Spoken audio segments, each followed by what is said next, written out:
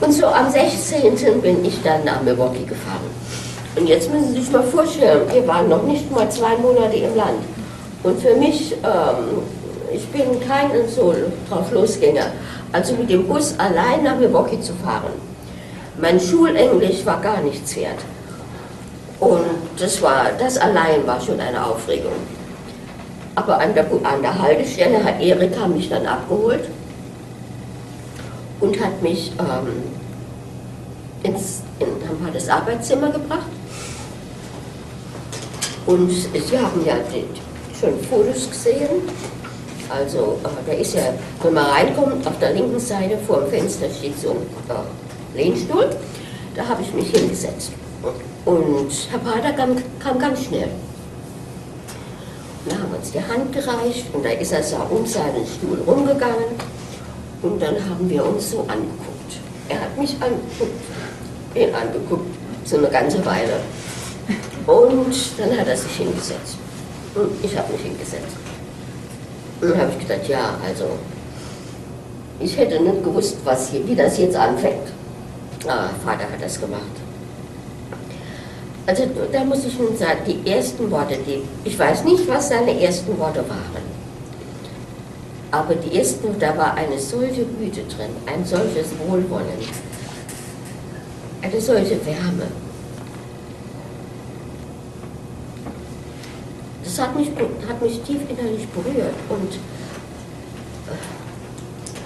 eigentlich war ich da schon gewonnen, ohne auch nur etwas gesagt zu haben oder Vaters Güte, das war so etwas Überwältigendes. Da fühlte man sich so aufgenommen. Und dass die Probleme, das war alles verschwunden. Das war alles verschwunden. Und wir kamen dann langsam ins Gespräch und dann hat er gleich gefragt, was mich bei der ersten Begegnung so, hat er das gesagt, was mich bei der ersten Begegnung so schwer gewesen wäre, sagte er, glaube ich. Und da sagte ich, dass er mit Vater angeredet wurde. Und da sagte er, ach, das versteht Vater gut. Das hätte ihn gewundert, wenn es nicht so gewesen wäre. Und nach einer Weile fragte er dann, ob es mich störe, dass er ein Kind zu mir sagt. Ich weiß nicht, wie weit Sie informiert sind. Und ja, habe ich gesagt, das stört mich. Und wir kamen dann langsam ins Gespräch.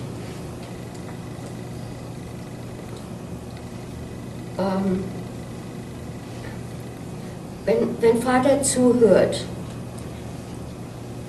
das ist ein solch, also da existiert sonst nichts. Er hat nicht auf die Uhr geschaut.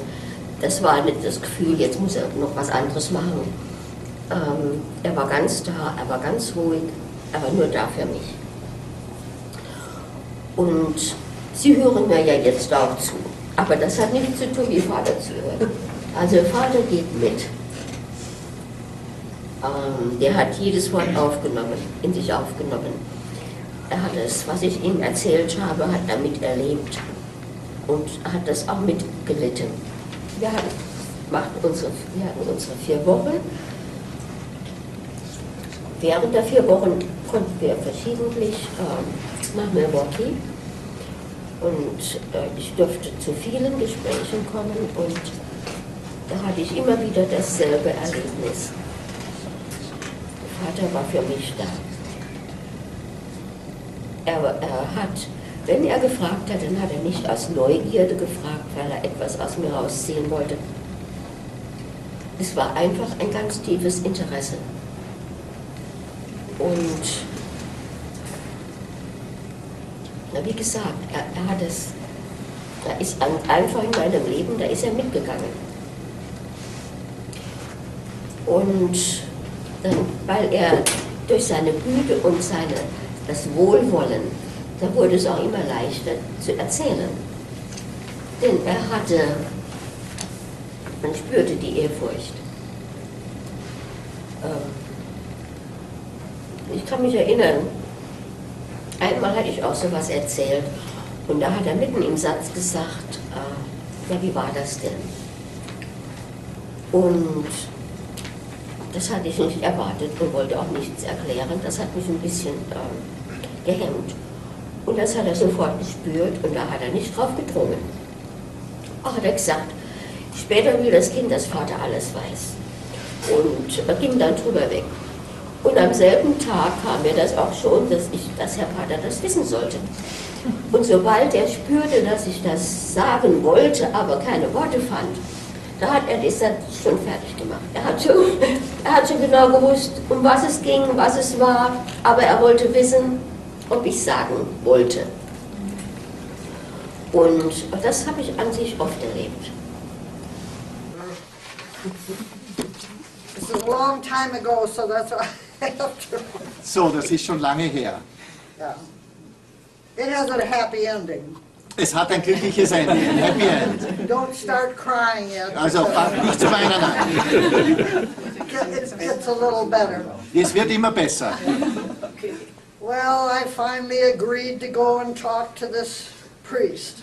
Also letztendlich habe ich zugestimmt, dass ich mit diesem Priester reden soll.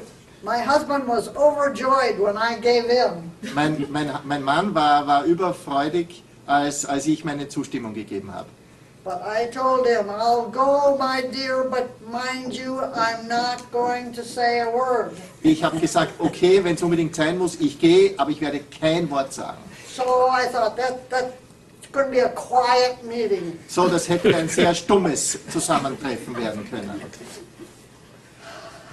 So I was quiet all the way to the seminary. I guess it was out here somewhere. Also auf dem Weg zum Seminar, wo wir uns treffen sollten, habe ich kein Wort gesagt.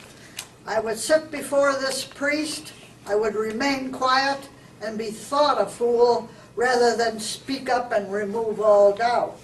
Also ich habe mich dort hingesetzt und habe mir vorgenommen, ich werde kein Wort reden. Ich setze mich hin, aber ich rede kein Wort. Okay, so we got to the seminary. Also wir sind dorthin eingelangt. And there was a farmhouse over here. Da war ein Bauernhaus. And we went in and we were greeted by two people, Wir Sister sind Winifred reingegangen und sind von zwei Familien begrüßt worden. and the stranger. Und einem Fremden. He was a bearded man Er hat einen Bart gehabt, wearing silver-rimmed glasses. hat silbergerahmte Augenbrillen getragen. He looked about 60 years old, Er hat wie 60 Jahre alt ausgeschaut and he was smiling. und er hat gelächelt. Smiling, smiling. That impressed me. Gelächelt und das hat mich beeindruckt. So they asked us to sit down. So, sie haben uns gebeten, Platz zu nehmen. Sie haben uns gebeten, Platz zu nehmen. So Hank tried to look calm and happy, Also Hank hat versucht, glücklich dreinzuschauen. and I could feel anger sticking out all over my face. Und ich habe gefühlt, wie der Zorn aus meinem Gesicht herausgeschaut hat. Cheer up, Dorothy, the worst is yet to come, I told Also myself. Dorothy, das Schlimmste kommt noch. Okay, we must have been quite a looking pair. Wir haben ganz schön blöd reingeschaut. And this man kept looking and smiling at us. Und dieser Mann hat nicht aufgehört, uns anzulächeln. But he looked at Hank and I and he thought there was something wrong. Er hat auf Hank geschaut und hat gleich gefühlt, dass irgendwas nicht stimmt. That's how smart he was. He could tell whether you were happy or grumpy or Er whatever. konnte sofort erkennen, ob jemand grantig oder glücklich war. So, he calmly began probing and asking questions. Er hat begonnen, Fragen zu stellen. He was looking at me in such a kindly way, Er hat mich so liebenswürdig angeschaut, with almost a mischievous twinkle in his eyes. mit einem geheimnisvollen Zwinkern in seinen Augen. Yeah. I found I couldn't stop looking at him. Ich konnte nicht aufhören, ihn anzuschauen.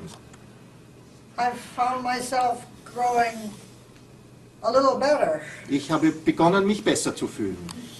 I even forgot that I was talking to some stranger. Ich hab überhaupt vergessen auch, dass ich zu einem Fremden spreche. Well, after about a half an hour of questioning, everything poured out of me. Nach einer halben Stunde des Fragenstellens ist alles aus mir herausgeflossen, hervorgebrochen. I burst like a fountain.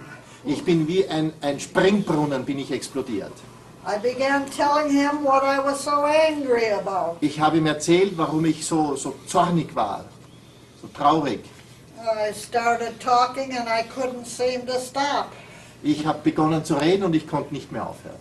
It was the way he was listening to me. Das war die Art, wie er zugehört hat. With that smile of his and Mit dem kind Lächeln, look. mit dem Lächeln und dem liebevollen Blick. He kept looking and smiling at me. Er hat einfach gelächelt, mich angelächelt und geschaut. That's the Schönstatt smile, I'm sure. Das ist Everybody has das that. Schönstatt-Lachen, das Are they Schönstatt-Lächeln. smiling? Well, I'll give you something to smile about. Ich werde Ihnen was erzählen, worüber Sie lächeln können.